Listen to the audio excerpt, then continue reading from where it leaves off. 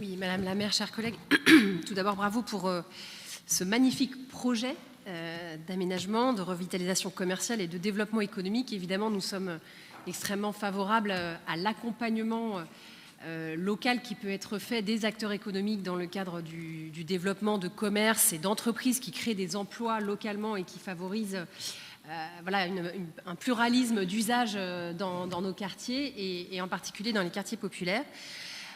Maintenant, lancer ce type de projet lorsque le cadre de vie est dégradé, lorsque la situation est dégradée sur le plan de la tranquillité publique et de la sécurité, j'ai envie de vous dire à quoi bon. Or, on le sait, depuis quelques mois au Blône, la situation ne cesse de s'aggraver.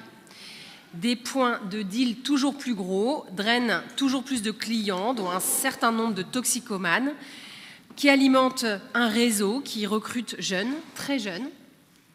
Or, ce problème majeur de sécurité se développe à proximité d'un équipement public, le conservatoire, qui fait la fierté de votre politique culturelle dans les quartiers, mais dont les vitres portent encore les stigmates des violentes attaques de juillet dernier. Cet équipement devait apporter de la mixité au quartier, tout comme sa rénovation urbaine. Mais encore une fois, penser sans anticiper les besoins en commerce et en infrastructure des habitants. Résultat, des travaux sans fin, des voiries assombries, des rues dégradées, laissant libre cours à un trafic à la vue de tous. Les parents accompagnent et raccompagnent leurs enfants du conservatoire, souvent dans l'angoisse qu'il puisse leur arriver quelque chose.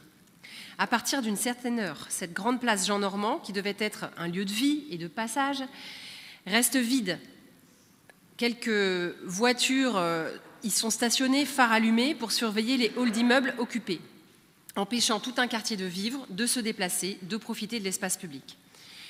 Alors vous allez certainement renvoyer à nouveau la faute à l'État, vous l'avez déjà fait, pas assez de moyens, alors que celui-ci vous a octroyé de nombreux moyens supplémentaires et a adopté une méthode redoutable envers les dealers en les harcelant, en démantelant leur réseau et en saisissant les biens acquis.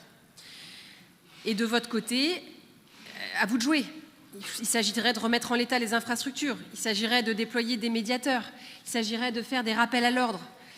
Et voilà, on n'a pas beaucoup de chiffres sur l'état de l'action menée depuis le début de votre mandat en ce sens. De même, vous le savez, nous sommes favorables à la vidéoprotection qui ne fait pas l'unanimité au sein de votre majorité. Et pourtant, même l'adjointe du quartier vous appelle à l'aide sur ce sujet, soulignant l'implication des forces de police nationales. Il est donc temps d'agir sur le quartier du Blône en sollicitant tous les partenaires, notamment politiques, qui, je le rappelle encore, sont de votre bord, pour reprendre la main, activer le continuum de sécurité qui passe aussi par la protection de l'enfance et la justice, et pour ne pas laisser sombrer ce quartier.